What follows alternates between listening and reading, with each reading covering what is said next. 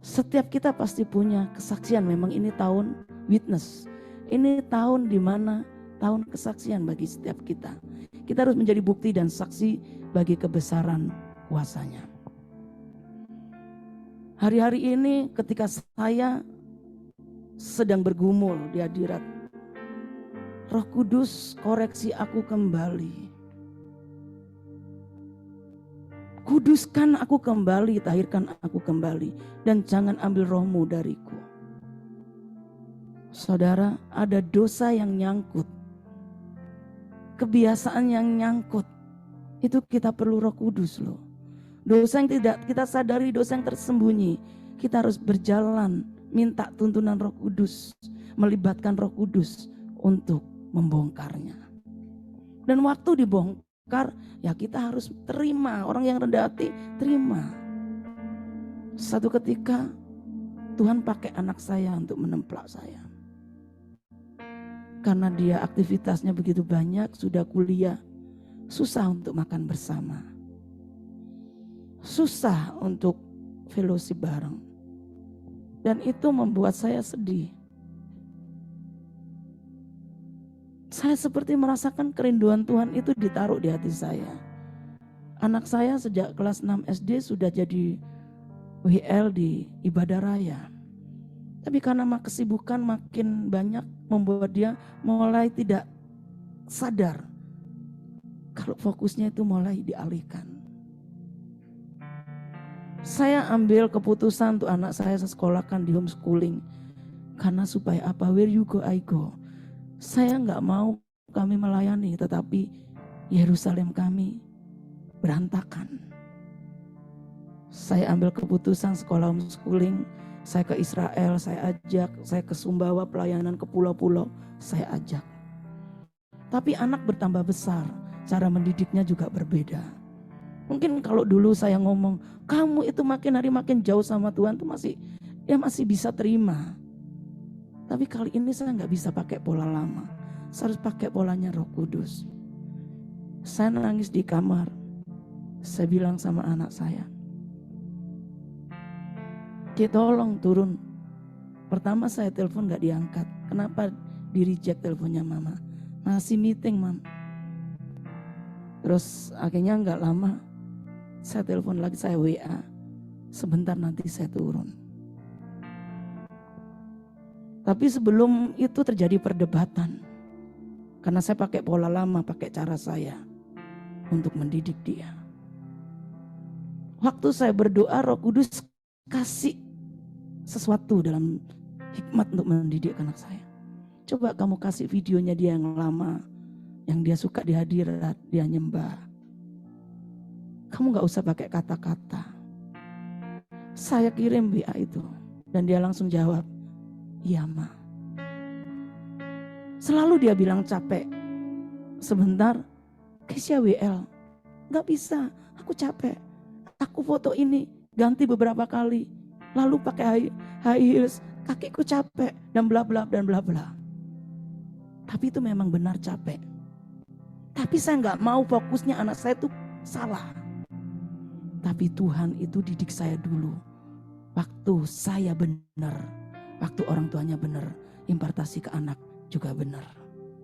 Waktu saya menyadari saya nggak boleh pakai kekuatan saya. Saya nangis di ranjang, dia turun. Mama kenapa nangis? Papanya bilang gini, mamamu kangen sama kamu. Peluk mamamu. Mamamu tuh pingin seperti dulu. Bisa istilahnya bahasa sini uyel-uyelan. Sekarang nggak ada lagi. Dan dia ciumin saya. I'm sorry ya mam. Yang tadinya saya keras, dia keras, saya keras, dia keras. Itu nggak solusi ternyata. Itu bukan jadi jalan keluar. Waktu saya sebagai orang tua berani mengakui kesalahan.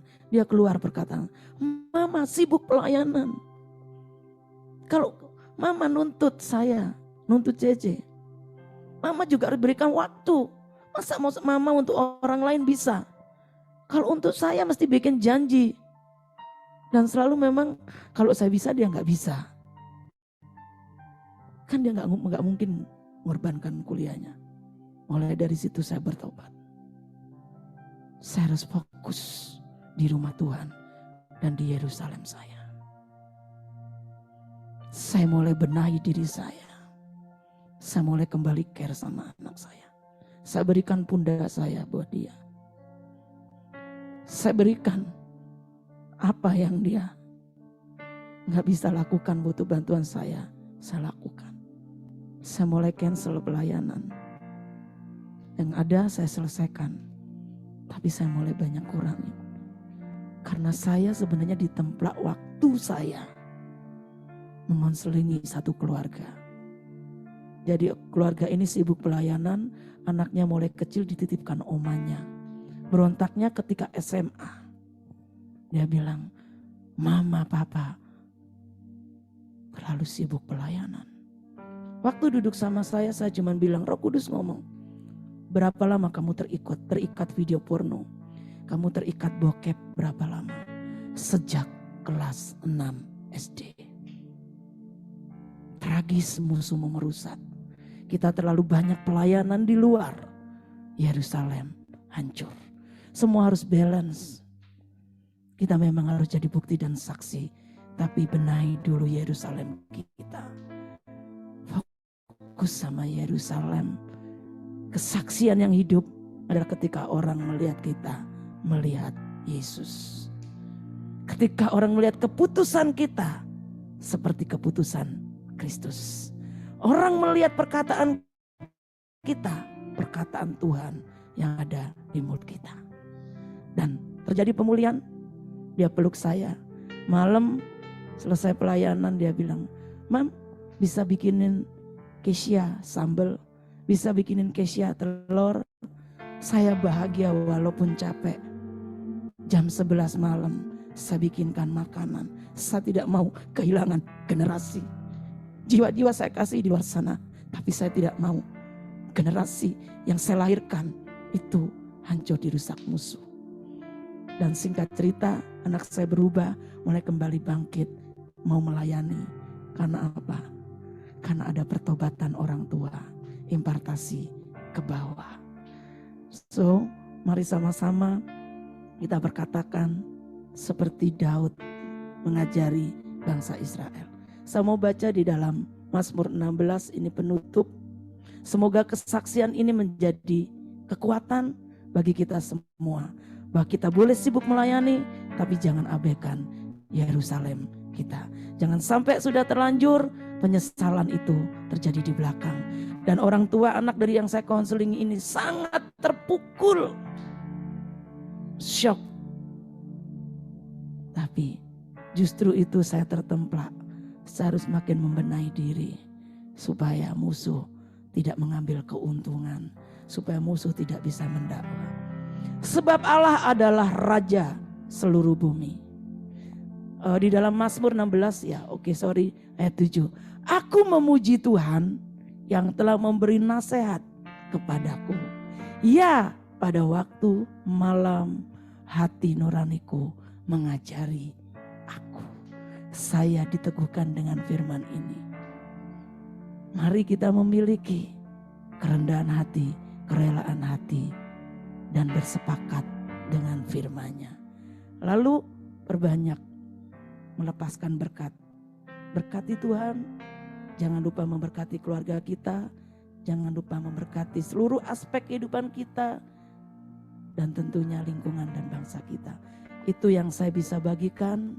Wah, penyembah di dalam roh dan kebenaran adalah orang-orang yang mau dikoreksi, yang mau dibentuk, mau ditegur, mau dijadikan kembali. Memang kita semua buatan Allah, tetapi harus dicipta kembali di dalam Kristus Yesus. Kalau kita nggak dilahirkan kembali, kita nggak layak mewarisi kerajaannya. Artinya kita harus di-create kembali dengan blueprint dan blue-fire-nya, supaya kita bisa memuji Tuhan bukan karena berkatnya saja, tapi karena didikannya, karena tegurannya, karena ajarannya. Itu yang meluruskan jalan kita. Akuilah Dia di dalam segala hal, supaya Ia meluruskan